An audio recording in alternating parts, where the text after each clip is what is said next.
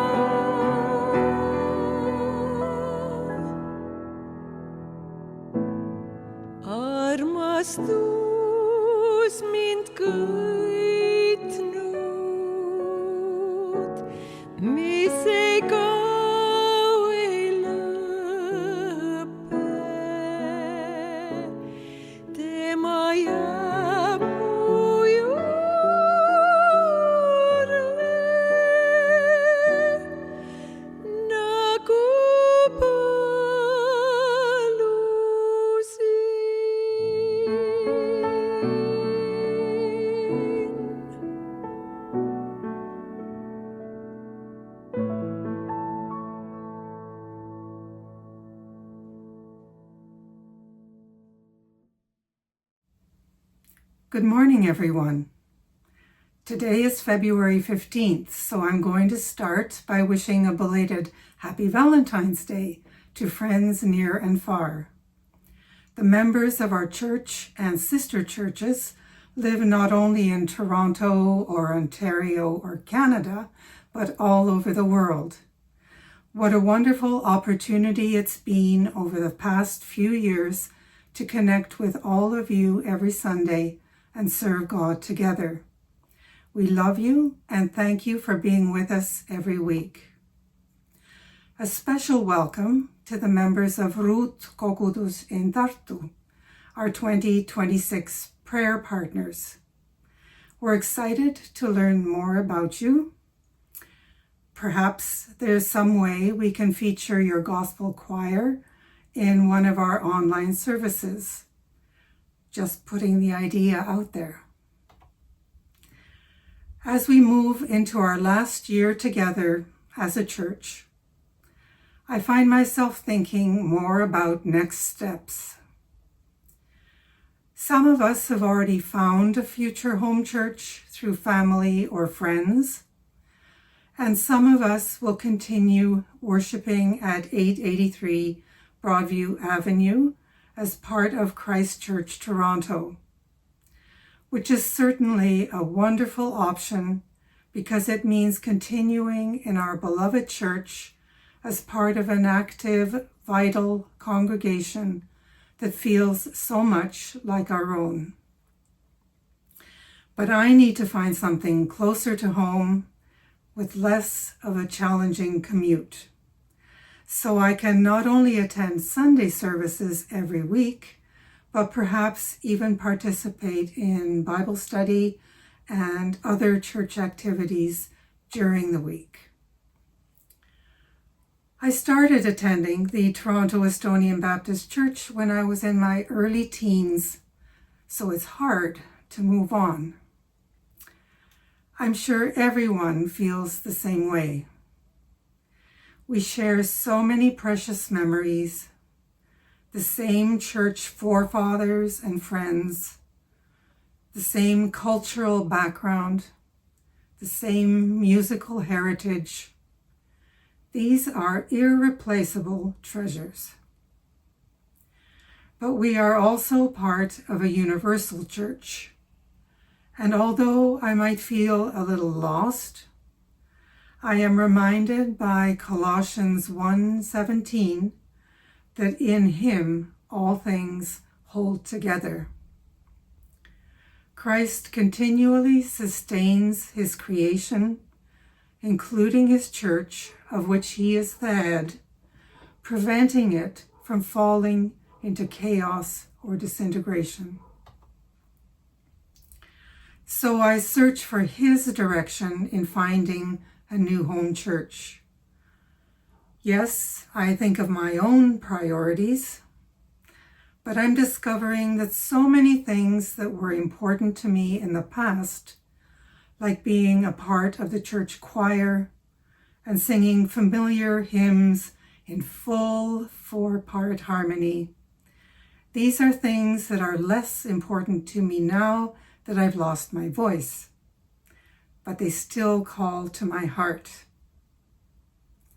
I pay less attention to the style of worship, a formal, traditional, high church liturgical style, or a more casual, contemporary, low church style, and concentrate more on the message, looking for solid biblical teaching and a focus on spiritual growth. I don't need age-related programs like a robust children's program or young adults group, although these are important indicators of the vitality of a church. But senior ministries would be nice.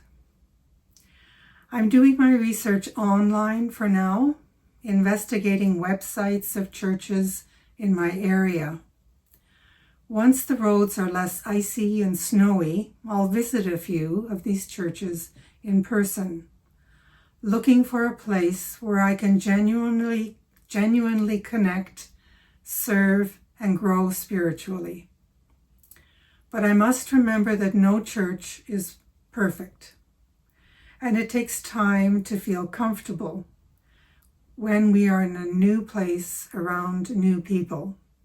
So it is important to remain patient and flexible in the process. There's no hurry. It's more important to find a place that meets our spiritual needs and where we feel as if we belong. Throughout this search, we can trust that God will lead us to the right home church, that in Him all things hold together, Colossians 1:17, and that we are members of the household of God, built on the foundation of the apostles and prophets, Christ Jesus Himself being the cornerstone, in whom the whole structure, being joined together, grows into a holy temple in the Lord. Ephesians 2:19-21. Let us pray. Thank you, Lord, for accepting us as members of your church family.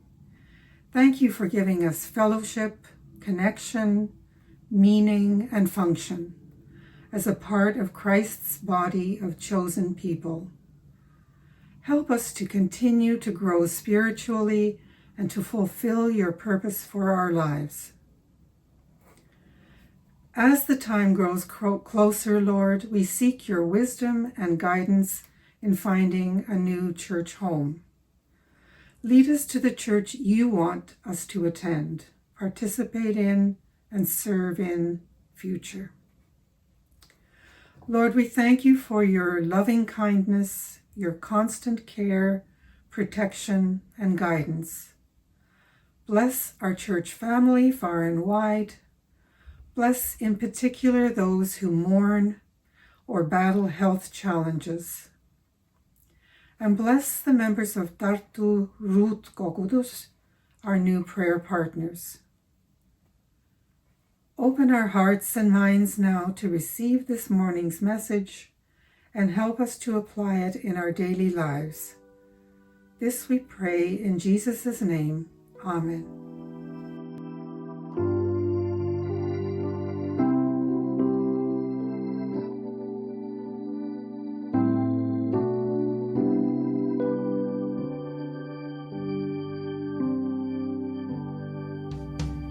God will make a way where there seems to be no way. He works in ways we cannot see. He will make a way for me. He will be my guide. Hold me closely to His side with love and strength for each new day.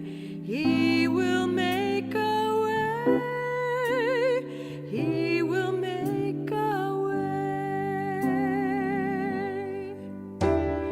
God will make a way where there seems to be no way. He works in ways we cannot see.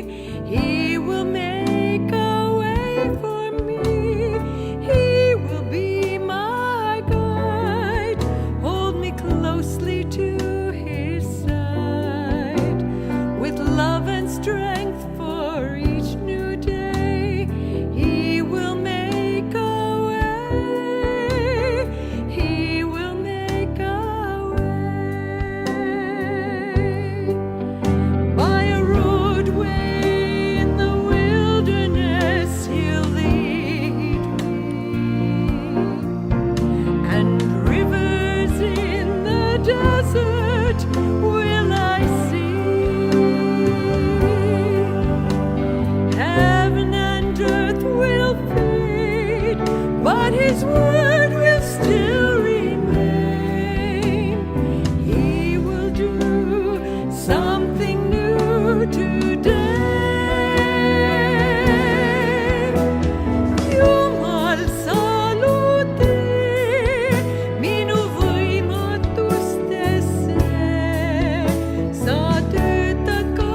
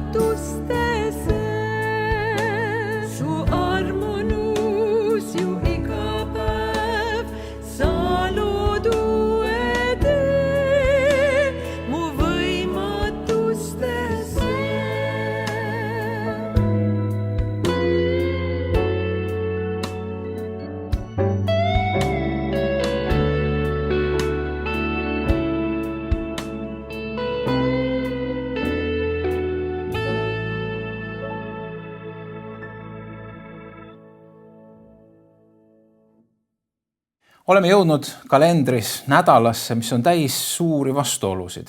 Teisipäeval on ees ootamas, vähemalt rahvakalendri järgi, suured pidustused, lõbustused, on vastlapäev. Lapsed ja miks mitte täiskasvanud lähevad, otsivad mõne künka, kust siis kelgu või muu improviseeritud vahendiga alla lasta ja traditsioonide järgi siis niimoodi mõõdeti linade pikkust, et mida pikem liug, seda pikemad linad ja parem saak. Kui aastaid on olnud probleeme sellega, et on vastlapäev küll, aga pole ja mägi võib ka olla, aga lund ei ole, siis tänapäeval lumepuuduse üle kurta ei saa, seega kõik lapsed saavad nautida pika liu laskmist. Mul küll tuleb alati meelde üks anekdoot selle liu laskmisega, see toimib eesti keeles, inglise keeles mitte. Nimelt Tartu Ülikoolis pandi välja kuulutus, et lähenemas on vastlapäev ja tulevad võistlused liu laskmises. Ja mida lähemale see päev tuli, seda murelikumaks kaks välistudengit, Liu Ping ja Liu Pong, olid nad siis Hiinast või Koreast, aga seda murelikumaks nad muutusid, sellepärast et seinal on kuulutus, kuidas läheneb päev, mil hakatakse liu laskmisega tegelema. See tuleneb sellest selgituseks, et eesti keeles lihtsalt on see sama sõna, mäest alla laskma või siis kedagi maha laskma. Aga eesti keeles on mitmeid sarnase tähendusväljaga sõnu, et me ütleme erinevaid asju ja need võivad tähendada väga sarnast ja on ka muidugi vastupidi, et ütleme ühte asja tähendab väga erinevat. Aga täna ma tahan kokku tuua mitmed erinevad sõnad ühe sõna alla. Ehk siis ütlen ühe sõna, aga mõtlen tegelikult sellega veidi laiemat konteksti. Patu tundmine, patu tunnistus, patu kahetsus, meeleparandus ja pöördumine. Lähtuvalt tuhkapäevast, lähtuvalt patukahetsuspäevast, mis on siis eeloleva nädala kolmapäeval, on ka minu mõtted täna patukahetsuse juures. Ja samas öeldes patukahetsus, mõtlen ma mõnes mõttes nii patu tundmist, patu tunnistust, meeleparandust kui pöördumist oma pattudest. Sellepärast, et need kõik on otse kui ühe tabureti 4 või 5 jalga, et ühestki eraldi ei ole kasu ja kõikidest teistest ka ilma üheta ei ole suurt kasu. Me võime pattu tunda ja me võime ka pattu tunnistada, aga meie elu ei pruugi mitte kuidagi muutuda. Me võime pattu kahetseda ja kurb olla oma patu pärast, kuid ka siis ei pruugi meie elus mitte midagi tegelikult muutuda. Me võime meelt parandada, otsustada, et ma ei taha enam niimoodi elada, aga ka siis ei pruugi meie elus mitte mingisuguseid muutusi tulla. Vaid see kõik peab jõudma pöördumiseni, aga me ei saa iialgi meelt parandada ja pöörduda, kui me ei ole oma pattu tundnud üldse või ka tunnistanud või ka kahetsenud. Nii et need kõik on omavahel väga tihedalt seotud, sellepärast kuigi ma räägin täna suunaga või teravikuga patukahetsusest, siis need kõik mainitud puudutavad seda teemat. Üks ilma teiseta ei toimi.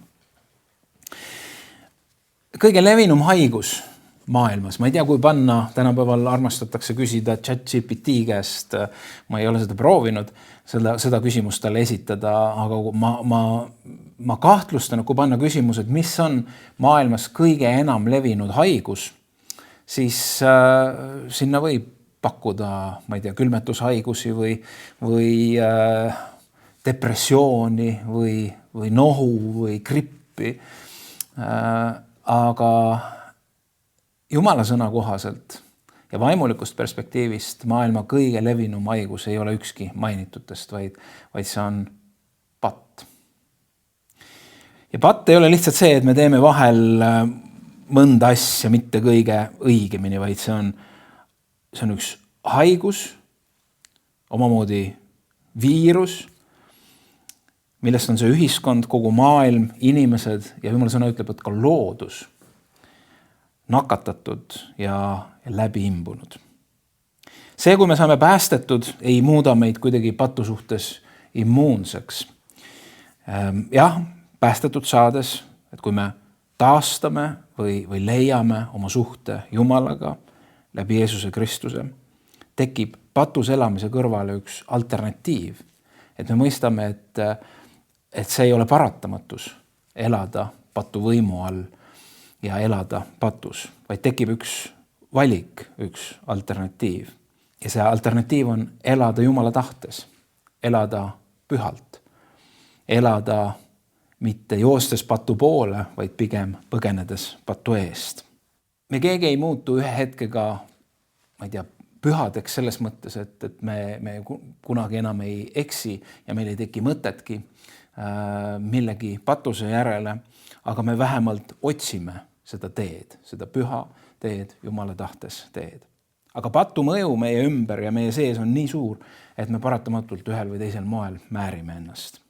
Aga evangeelium, see rõõmusõnum, mida Jeesus kutsus meid kuulutama üle maailma, ei ole mitte see, et me oleme haiged, vaid see rõõmusõnum on see, et sellele haigusele on ravi. Jah, selle kuulutuse sees on ka teadaandmine see, et me vajame ravi, sest ilma selle mõistmiseta me ei hakka otsima ka seda ravi, kui me ei mõista, et me oleme haiged. Aga see rõõmusõnum või see lahendus on see, mis on kutsutud kogudust hüüdma üle maailma ja kuulutama üle maailma, demonstreerima üle maailma, on see, et sellele haigusele on lahendus, tervenemine. Ja haigus vajab ravi ja selleks raviks on patukahetsus. Ja ma tahan selle sõnaga, nagu ma ütlesin, kokku võtta selle protsessi, mida ma kirjeldasin, patu tundmine, patu tunnistamine, patu kahetsemine, meeleparandus ja pöördumine. See on see ravi, see on see välja tulemine sellest teatud mõttes paratamatust olukorrast selles maailmas, kus patt valitseb meie minevikku, meie olevikku ja ka kahjuks meie tulevikku.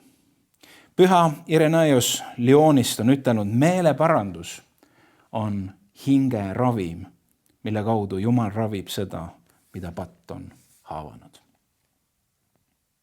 Küsimus ei ole selles, et Jumal oleks see, kes hirmsasti vajab meie, ma ei tea, kotiriides riietumist ja tuhka pea peale panemist ja sellist ahastavat meeleparandust ja patukahetsust, aga me ise vajame seda, et oma patususest teadlikuks saada, et me oleme valmis seda tunnistama, et me oleme valmis pöörduma sellest, selleks, et üks tervenemine, üks taastamine võiks meie ellu voolata. See on see meie ukse avamine millelegi, mille Jumal on juba valmis teinud. Jumal on juba meile andestanud Jeesuses Kristuses. Ja aga seda patu tundmist ja seda patu kahetsust ja pöördumist on vaja selleks, et see võiks saada isiklikuks meie elus. Meie vajame seda. Vastasel juhul, kui Püha Vaim annab meile märku meie patu osas, mida ta alati teeb, kui me eksime, me kõik teame seda tunnet, kui me oleme eksinud ja midagi annab mõista meile, et see ei pidanud niimoodi olema. Sa ei pidanud niimoodi reageerima. Sa ei pidanud sinna minema, sa ei pidanud seda tegema, ütlema, vaatama. See on Püha Vaim, kes annab märku ja kui me eirame seda, siis me kasvatame oma südamel otse kui sellist. Kui me muidu oleme puutetundlikud, siis me kasvatame ühe kihi, mis ei ole enam puutetundlik. Ma mõtlen puutetundlik selles mõttes, et kui Jumala Püha Vaim kõnetab meid, siis see puudutab meid. Aga kui me eirame seda, siis järjest kasvab üks kiht sinna peale. Ma usun, et sa oled kokku puutunud ka ühe puutetundliku telefoniga, mis hästi ei tööta. Kui sa proovid selle näpuga puudutada või lükata ühele ja teisele poole ja see ei toimi, sellepärast, et seal on midagi katki. Ja nii võib juhtuda ka, et meie mitte reageerimine Pühale Vaimule, mitte patu tunnistamine, kahetsemine ja pöördumine sellest muudab meid tuimaks Jumala suhtes ja see ka kaugeks suhtes temaga. Nii et küsimus, kui me räägime täna patukahetsusest, just ka kristlaste puhul, sest me saame rääkida erinevas kontekstis patukahestusest ja pöördumisest inimese puhul, kes ei tunne Jumalat ja kes võtab vastu Jeesuse Kristuse. See on üks patukahetsus ja pöördumine, aga täna peamiselt rääkides sellest, et kuidas me kristlastena parandame meelt või kahetseme oma pattu, siis kui me räägime kristlikus kontekstis, kristlaste kontekstis, siis see on oma vaimuliku elu eest hoolt kandmine, see, et see võiks olla terve, et meie suhe Jumalaga võiks olla terve, et me oleksime tundlikud Jumalale, tema juhtimisele, taipamaks tema armastust, taipamaks seda lootust, mis meile on antud Jeesuses Kristuses. Kui me räägime mittekristlaste pöördumisest Jumala poole läbi patukahetsuse ja meeleparanduse, siis me räägime pöördumisest või me räägime päästmisest. Inimene saab päästetud. Midagi saab üles ehitatud või elustatud, mis oli seni surnud. Kellegi nimi ei olnud eluraamatus ja nüüd ta on seda. Ja nagu ma ütlesin, kui me räägime kristlaste puhul patukahetsusest ja meeleparandusest, siis see on otse kui vaimulik hügieen. See on lihtsalt vajalik meie vaimuliku tervise jaoks. Seda kirjeldavad väga hästi 2 kirjakohta. Johannese 15:1-4 ütleb nii. Jeesus ütleb, mina olen tõeline viinapuu ja mu isa on aednik. Iga oksa minu küljes, mis ei kanna vilja, lõikab ta ära. Ja iga ühte, mis kannab vilja, ta puhastab, et see kannaks rohkem vilja. Teie olete juba puhtad sõna tõttu, mida ma teile olen rääkinud. Jääge minusse ja mina jään teisse. Nii nagu oks ei suuda vilja kanda oma ette, kui ta ei jää viinapuu külge, nõnda ka teie, kui ta ei jää minu külge. Ja teine kirjakoht on sama evangelist Johannese poolt 13. peatükis 8-10 salm. Peetrus ütles talle, mitte mingil juhul ei pese sina minu jalgu. Ja Jeesus vastas talle, kui mina sind ei pese, siis ei ole sul osa minuga. Ja Siimon Peetrus ütles talle, issand, ära siis pese üksnes mu jalgu, vaid pese ka mu käsi ja pead. Ja Jeesus ütles talle, puhtaks pestul ei ole vaja pesta muud kui jalgu, sest ta on üleni puhas. Kui teie olete puhtad, ka teie olete puhtad, kuid mitte kõik. Et arvestad, patt on omamoodi paratamatus. Ta on otse kui see, kui jüngrid liikusid koos Jeesusega ühest kohast teise, siis nende jalad said tolmuseks. Me ei räägi sellel puhul siin abielu rikkumisest kindlasti või ma ei tea, valest keelekasutusest või ebapuhtast mõtlemisest. Meil on üks kalduvus patususe poole, mis ronib ikka jälle.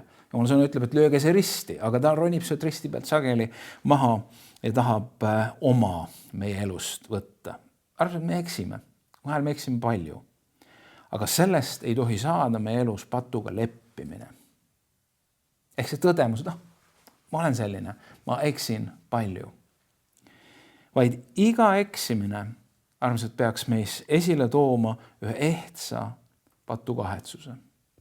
Tegeliku patukahetsuse.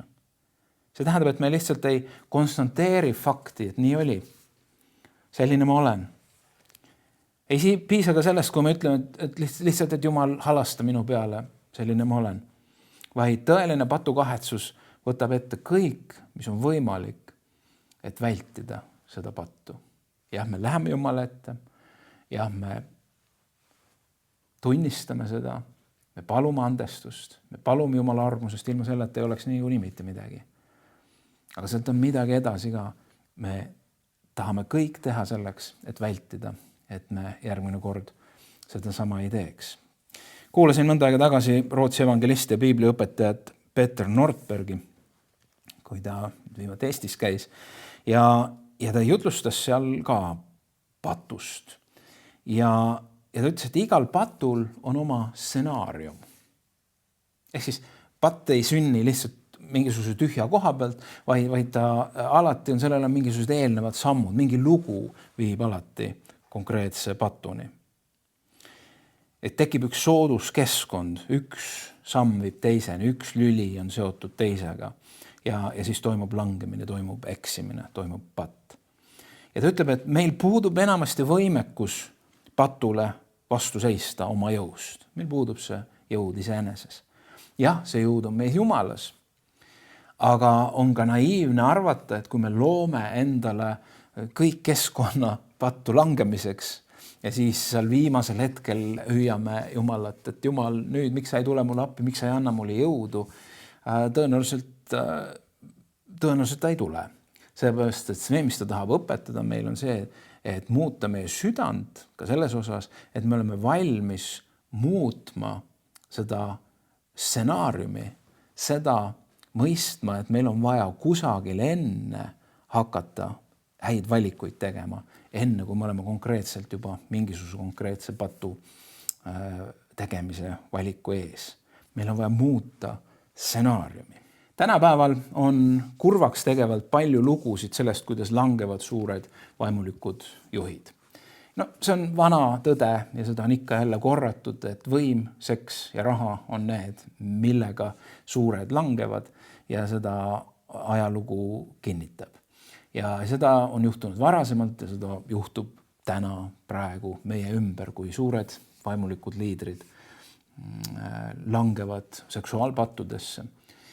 Ja see on muidugi selline kõrvalt vaatamine ja tagantjärele tarkus, aga on ilmselge, et kõigis nendes lugudes midagi ei ole sündinud lihtsalt ühe hetkega, vaid kõigis nendes lugudes on üks stsenaarium, üks lugu, üks samm teise järel ja Jumal on kõnetanud juba seal kuskil 10 sammu enne pattu langemist, et ära tee seda, see ei ole mõistlik, võib-olla peaks peatuma ja nii edasi. Ehk meil on see stsenaariumis võimalik teha muudatusi ja kui meie elus on mingisugused asjad, kuhu me komistame ja kuhu me kukume, siis on vaja minna tagasi selle loo juurde, et kuidas need asjad sünnivad ja hakata valikuid tegema juba selle stsenaariumi sündimise ja kirjutamise ajal. Et see ei oleks lihtsalt tagantjärele tarkus, vaid pigem ettepoole vaatav tarkus. Aga loomulikult ei puuduta see ainult abielu rikkumist või mõnda muud nii-öelda suurt pattu. No, me armastame ütelda, et ma ei ole abielu rikkunud ja ma ei ole kedagi mõrvanud ja ma olen puhas poiss nii-öelda. Ja siis võtame Jeesuse mäejutluse, kus ta ütleb, et kui sa oma mõtetes oled juba himustanud, siis sa oled juba abielu rikkunud. Kui sa oled juba oma sõnadega kedagi, oma venda või õde halvustanud, siis oled juba sooritanud mõrva. Päris karm. Ja me võime mõtelda, et mis on see põhjus, miks Jeesus selle standardi nii kõrgeks toob. Ja ma usun, et see on see, et ära arva iialgi ennast kuidagi patust kõrgemale. Et see teema mind ei puuduta. Mina olen ju nii tubli. Jeesus otsaga ütleb, et ära lase saatanal ennast petta, seepärast, et ainus, mida sa selles elus vajad, on Jumala ligiolu, tema arm ja tema pääste. Ja me kõik vajame seda, seepärast, et me kõik oleme korrumpeerunud oma mõtlemises ja sealt edasi juba sõnades ja tegudes. Ja ainus moodus muutus tuua oma elus, ainus moodus kasvada Jumala ligiolusse, kasvada Jumala sarnasusse ei ole mitte see, et me ütleme, et ma ei ole nii hull kui teised, vaid see on läbi mõistmise see, et mina olen patune. See, kuidas teised mida teevad, see ei ole üldse küsimus minu jaoks. Minu asi on see, et mina olen patune. Minu osa on pattu tunnistada. Minu osa on pattu kahetseda, minu osa on meelt parandada ja minu osa on pöörduda. Luuka 13.3 ütleb, et kui teie ei paranda meelt, hukkute te nõnda samuti. Me oleme sageli spetsialistid teistele hinnangut andmises. Näed, tema langes, näed, tema ei vasta sellele kriteeriumile, tema on seesugune. Ja Jeesus pöördub meie poole. Ütleb, et kui sa ei paranda meelt, siis hukkud sa nõnda samuti. Seda oluline ei ole see, mis on teised, vaid oluline on see, kes oled sina, kuidas on sinu seis minuga. Meeleparandus ja patust pöördumine on midagi nii olulist, et Johannesel, risti Johannesel oli see peamine sõnum, Jeesusel oli see peamine sõnum, parandage meelt, sest Jumala riik on lähedal. Jumala riiki sisenemiseks või päästetud saamiseks või Jumala lapseks saamiseks on meil vaja 2 suunas ilmutust. Ja ma ütlengi ilmutust, seepärast, et need on asjad, mida me tegelikult oma sellise mõtlemisega välja ei mõtle, vaid me vajamegi Jumala armu, et Jumal avaks meie silmad. Aga seal on vaja ühte meie sellist igatsust, et Jumal, ma tahan mõista ja ma usun, et siis Jumal ilmutab. Ühelt poolt on see meie olukord, et meil ei ole mitte mingisugust võimalust Jumala ees. Me oleme patused. Me oleme katki, me oleme lahutatud, eemal. Ja siis see on see diagnoos ja teine pool, et Jeesuses Kristuses on kõik tehtud. Ja meil on ligipääs sellele, aga läbi mille? Läbi patukahetsuse ja meeleparanduse. Ilma meeleparanduseta ei ole andeks andmist, ütleb Jumala sõna. Enda elule otsa vaatamine ja asjade õigete nimedega nimetamine ja nende Jumala ette toomine, see on teadlik otsus ka kõike seda vältida, kuhu me oleme seni langenud, on mõneti selline loomulik, vaimulik hügieen kristlase elus. Ja kuna see on aga aeg-ajalt või siis alati veidi ebamugav, siis me ei tegele sellega eriti. Me paneme selle kuskil, lükkame. Äkki on võimalik luua ikkagi selline õpetus, kus ei pea patukahetsusega tegelema. Ja neid õpetusi on edukad, populaarsed kristlikud teenistused. Olen ise oma kõrva kuulnud, et patukahetsusel ei ole kristlase elus mitte mingisugust rolli. Ja siis on nagu halvustatud sellist pigem vanakiriklikku mõtteviisi patukahetsusest, kus me siis tõesti kahetseme oma pattud. Sellel ei ole mitte mingisugust kohta. Ma ei saa aru, kus kohast selline asi võetakse. Minu mõist küll mitte Jumala sõnast. Sageli küsitakse, kuidas ma tean, et minu patukahetsus on ehtne? See on väga oluline küsimus, sellepärast, et kui me patu pärast kurvastame ka vahel, ma ei tea, ma eeldan, et sul on see kogemus, et sa oled kurvastanud patu pärast, see on patukahetsus, siis see põhjus, miks me kurvastame, võib olla väga erinev ja üldse mitte, ma ei saa öelda õige, vähemalt õigesti suunatud või sihitud. Me võime patu kahetseda ja patu pärast kurbust tunda aeg-ajalt selle pärast, et me oleme vahele jäänud. Me oleme teinud midagi, me oleme praktiseerinud midagi elus ja see on avalikuks tulnud ja meil on häbi. Ja siis me kurvastame. Suuri krokodilli pisaraid valame, sellepärast, et meil on piinlik. Või siis me mõistame, et kui me oleme pattu teinud, ja me mõistame selle tagajärgi, kas iseendale või kellelegi teisele ja see teeb meid kurvaks. Aga see ei ole ka see päris õige. Vahel on isegi nii pühas rüüs veidi vildakas patu kahetsemine, et me kahetseme patu pärast, meil on kurb patu pärast, me mõistame, et meie vaimulik mõju ei ole see, mis ta peaks olema. Mina jutlustajana, kui ma elan patus, ma mõistan, et üks püha vaimu võidmine võetakse minu pealt ära. See mõju, mis mul võiks olla, seda ei ole. Aga see ei ole päris see, mille pärast meid on kutsutud patu kahetsema. See ei ole päris see, mis tegelikult meie elu muudab. Vaid kui meid juhitakse sinna, me mõistame, et see on patt, mis ma olen teinud, sellega ma olen lõhkunud midagi minu ja Jumala vahel. Sellega ma olen lõhkunud midagi Jumala südames. Ja keegi on ütelnud, et iga patt, mis me teeme, on otse kui värske haava löömine Jeesuse ihusse. 2. Korintuse 7.9 ütleb, ma ei rõõmusta, et teie kurvastasite, vaid et te kurvastasite meeleparanduseks. Te olete ju Jumalale meelepäraselt kurvastanud, nii et meie ei ole teile millegagi kahju teinud. Ja Mattuse evangeelium ütleb, kandke nüüd meeleparandusele kohast vilja.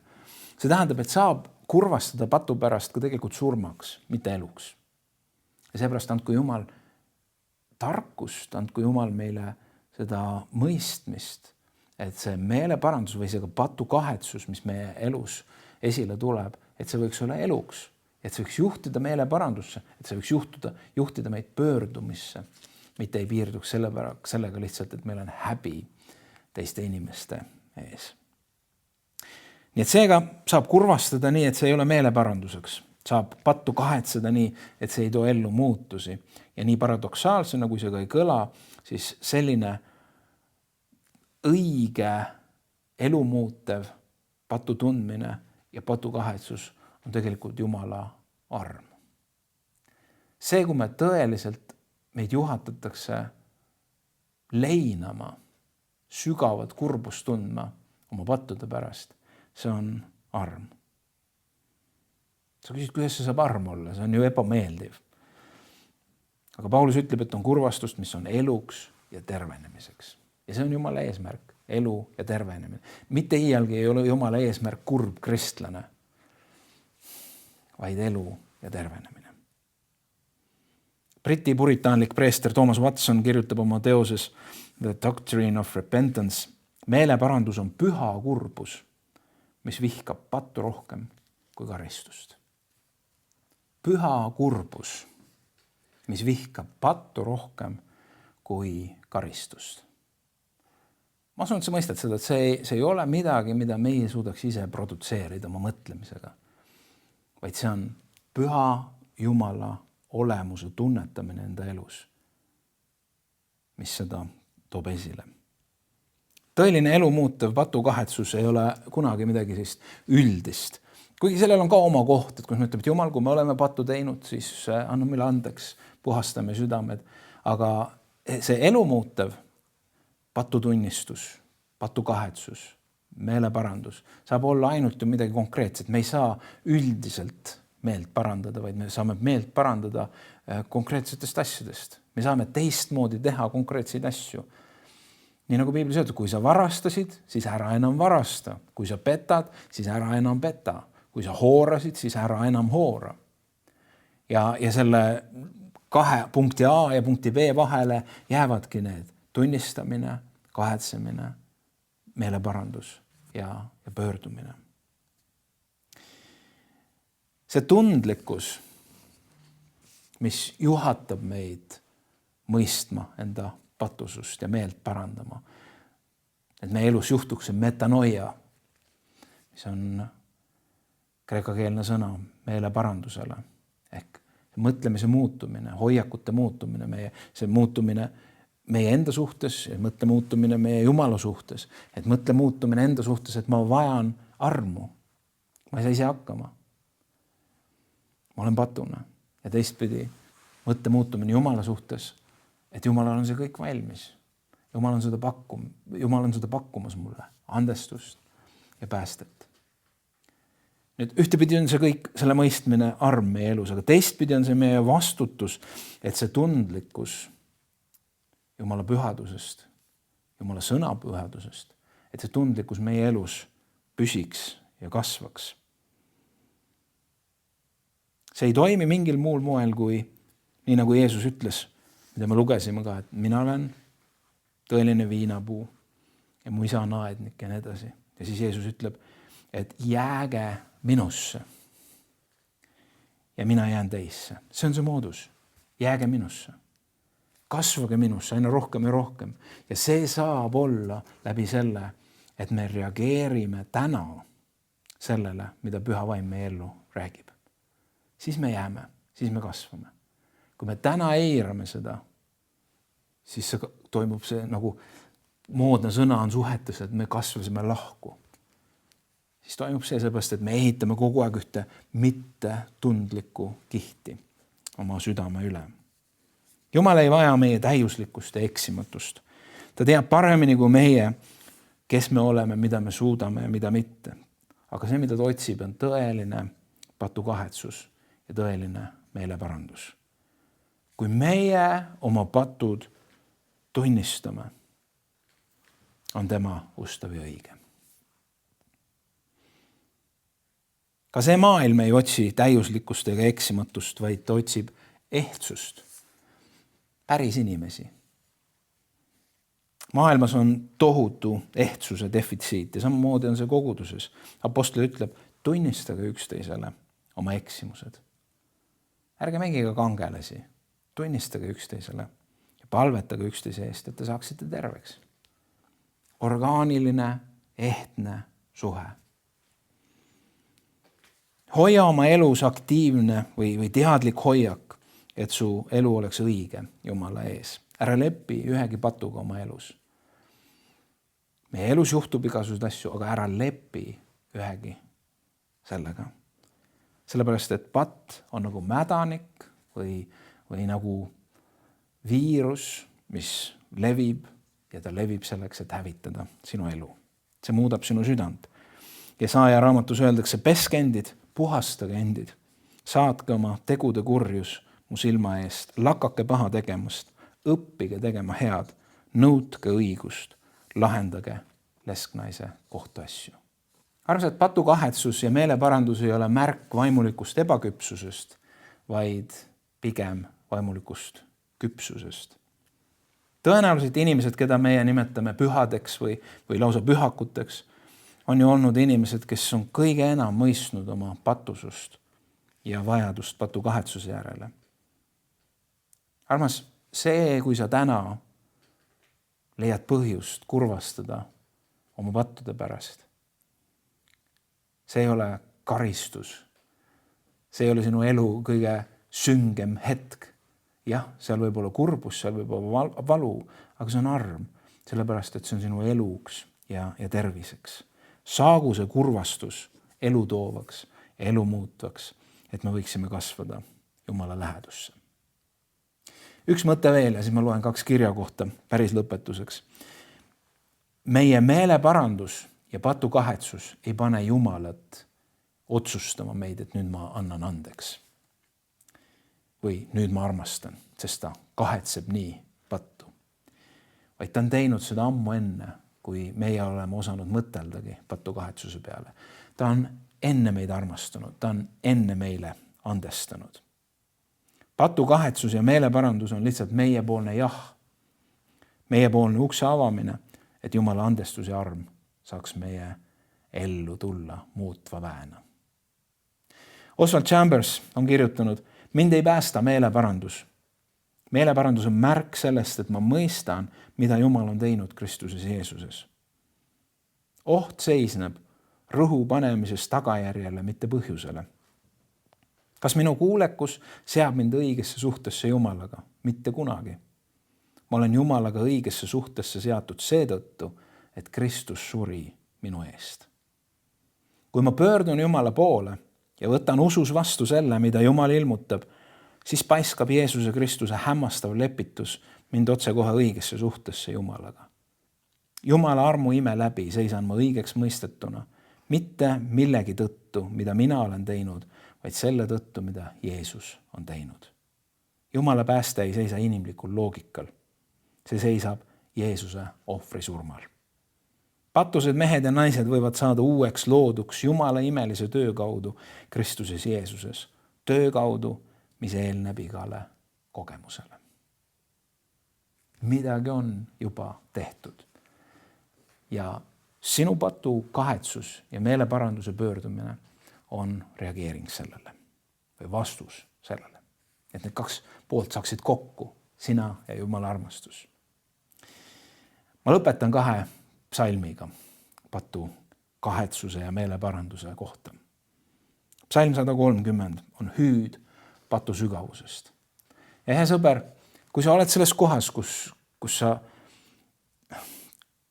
mõistad seda, et see, mis sinust esile tahab tulla, on see patu kahetsus ja see, kuhu sa tahad jõuda, on pöördumine, siis lihtsalt hüüa koos psalmistiga kaasa need palved, mida on aasta sadu tuhandeid enne meid kirja pandud. Inimene ei ole selles osas muutunud. Ka aastatuhandeid tagasi elanud inimene vajas pattude andestust, lepitust. Põhjatus sügavusest hüüan ma sinu poole, issand. Issand, kuule mu häält. Sinu kõrvad pangu tähele mu anumise häält. Kui sina, issand, peaksid meeles kõik pahateod, kes siis, issand, püsiks? Kuid sinu käes on andeks and, et sind kardetaks. Ma ootan issandat. mu hing ootab ja ma loodan tema sõna peale.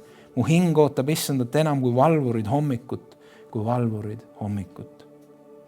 Iisrael, looda issanda peale, sest issanda juures on heldus ja tema juures on rohke lunastus ja tema lunastab Iisraeli kõigist tema pahategudest. Jumal, ole mulle armuline oma heldust mööda. Kustuta mu üleastumised oma rohket halastust mööda. Pese mind hästi mu süüteost ja puhasta mind mu patust, sest ma tunnen oma üleastumisi ja mu patt on alati mu ees. Üksnes sinu vastu olen mu pattu teinud ja olen teinud seda, mis on paha sinu silmis, et sa oleksid õiglane oma sõnades ja selge oma kohtumõistmises. Vaata, süüteos olen ma sündinud ja patus on mu ema mu saanud. Vaata, sul on hea meel tõest, mis asub südame põhjas ja salajas annad sa mulle tarkust teada. Puhasta mind patust iisopiga, et ma saaksin puhtaks. Pese mind, siis ma lähen valgemaks kui lumi. Anna mulle kuulda rõõmustust ja rõõmu, et ilutseksid mu luud, liikmed, mis sina oled puruks löönud. Peida oma pale mu pattude eest ning kustuta kõik mu pahateod. Loo mulle, Jumal, puhas süda ja uuenda mu sees kindel vaim. Ära heida mind ära oma palge eest ja ära võta minult ära oma püha vaimu. Anna mulle tagasi rõõmustus sinu päästest ja heameelne vaim toetagu mind. Ma tahan üleastujaile õpetada sinu teid, et patused sinu poole pöörduksid. Kisu mind välja veresüüst, oh Jumal, mu pääste Jumal, siis mu keel laulab rõõmsasti sinu õiglusest. Issand, ava mu huuled, et mu suu kuulutaks sinu kiidetavust. Sest tappaohvrid ei meeldi sulle, muidu ma annaksin neid. Põletusohvrist ei ole sul head meelt. Jumalale meelepärane ohver on murtud vaim. Murtade puruks löödud südant ei põlga, Jumal. Tee head Siionile. Oma head meelt mööda ehita Jeruusalemma müürid. Siis hakkavad sulle meeldima õigusohvrid, põletusohvrid ja kogu ohvrid. Siis tuuakse härjavärsse su altarile. Amen. See on Jumala sõna. Isa, me täname sind, et meil on täna lootus. Me ei pea elama lootusetusse või paratamatuse lootusetuses, et me oleme patused ja meil ei saa midagi teha. Täna on armuaeg. Täna me saame pöörduda oma pattudest. Täna saame hüüda appi sinu poole. Issand, päästa meid meie endi käest. Päästa meid meie pattudest. Issand, puhasta me süda ja aita meil elada õigesti sinu ees, kasvada sinu pühadusse ja kasvada sinu armastusse. Issand, aita meid oma püha vaimuga. Tänu sulle. Amen.